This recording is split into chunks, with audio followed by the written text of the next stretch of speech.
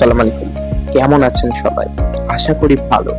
আপনারা অনেকেই হয়তো হাতের লেখা সুন্দর করার জন্য বিভিন্ন ভিডিও দেখেছেন, অনেক টিপসও হয়তো শুনেছেন।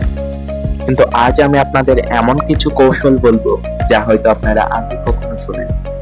এগুলো কোনো গতানুগতিক পদ্ধতি নয়, বরং একটু অন্যরকম ভাবে হাতের লেখাকে সুন্দর করে তোলার চেষ্টা। তাহলে চলুন শুরু করা যাক।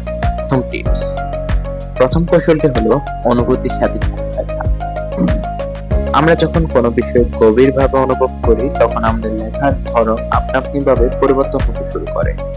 ধরুন আপনি আপনার শিক্ষকের কাছে একটি চিঠি লিখছেন, সেক্ষেত্রে আপনার মনের ভিতরে একটি সম্মানজনক স্থান তৈরি হবে এবং তাই আপনি লেখাটাকে একটু যত্ন নিয়ে লিখবেন যাতে আপনার শিক্ষকের চোখে সেটি সুন্দর দেখায়। এটি আপনার ব্যক্তিগত বিষয়, তখন দেখবেন আপনার লেখাটি অটোমেটিক সুন্দর হচ্ছে। টিপস নাম্বার 2 হচ্ছে ধীরে সুস্থে এবং ছন্দময় লেখা। তাড়াহুড়ো করে লিখলে হাতের লেখা খারাপ হওয়া স্বাভাবিক। এবার একটু অন্যভাবে ভাবুন। লেখার সময় একটি নির্দিষ্ট ছন্দ অনুসরণ করার চেষ্টা করুন। প্রতিটি অক্ষর যেন একটি নির্দিষ্ট তালে এবং সমান গতিতে লেখা হয়। প্রথমে ধীরে ধীরে লিখুন এবং যখন অভ্যস্ত হয়ে যাবেন তখন সেই ছন্দ বজায় রেখে লেখার গতি বাড়াতে পারবেন। এটি আপনার লেখায় একটি মসৃণতা আনবে। তৃতীয় কৌশলটি একটু মজার, আমি এটিকে বলি কল্পনার তুলি। লেখার সময় মনে করুন আপনার হাতে একটি তুলি আছে এবং আপনি প্রতিটি অক্ষর খুব যত্ন সহকারে লিখছেন। প্রতিটি লেখা যেন একটি শিল্পকর্ম। এই ভাবনাটি আপনার লেখার প্রতি মনোযোগ বাড়াতে সাহায্য করবে এবং প্রতিটি অক্ষরকেও আরো সুন্দর করে তোলার প্রেরণা দিতে। টিপস নাম্বার 4, অক্ষরের সাথে বন্ধুত্ব।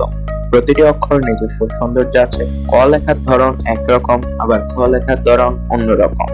এই অক্ষরগুলোর সাথে পরিচিত হন, এদের গঠন ভালোভাবে লক্ষ্য করুন। মনে করুন এরা আপনার বন্ধু এবং আপনি তাদের খুব ভালোভাবে বুঝতে পারছেন। যখন আপনি অক্ষরগুলোর সাথে বন্ধুত্ব করবেন তখন আপনার হাত আপনা আপনি সেগুলোকে সুন্দরভাবে ফুটিয়ে তুলতে চেষ্টা করবে।